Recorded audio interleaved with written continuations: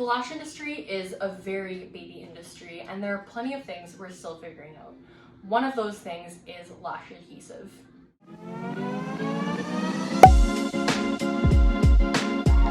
My best tip to you is chart your adhesive like you're a doctor. Chiropractors, dentists, they have to write down everything about their appointments. So why shouldn't we? Especially when we're working with something as finicky as eyelash extension adhesive.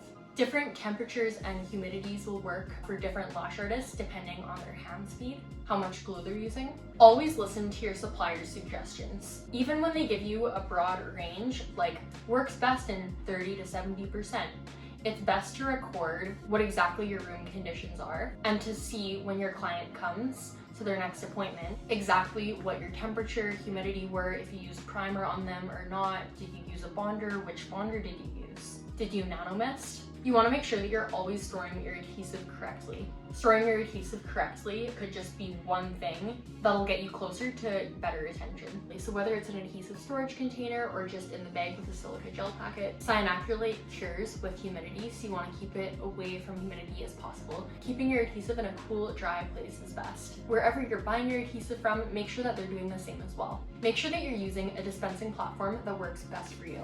Personally, I've always used the dome shape for my adhesive. That's just what I work with best. It's the way that I learned. There are many great options like glue wells, glue rings. When I took Tessney's styling and retention course in Austin and learned her techniques, that's just my preferred method even more after hearing her 2 cents. Make sure that you're always using a cool platform. Personally, I put my adhesive dome on the top left edge of my tile. It keeps it nice and cool during my appointments. If you're using a warmer on your massage table, if that's what you're lashing from, make sure that it's not affecting your adhesive dome or glue well, whatever you're using. Make sure that you eliminate all other factors. So anytime a client tells you anything about their aftercare, maybe you notice that they always have their hair curled and they're having terrible retention, maybe when they spray their aerosol products, that could absolutely be affecting it. And in that case, it's just as simple as telling them to cover their lashes when they're spraying those products. Make sure you're changing your adhesive frequently, whatever the supplier's suggestions are.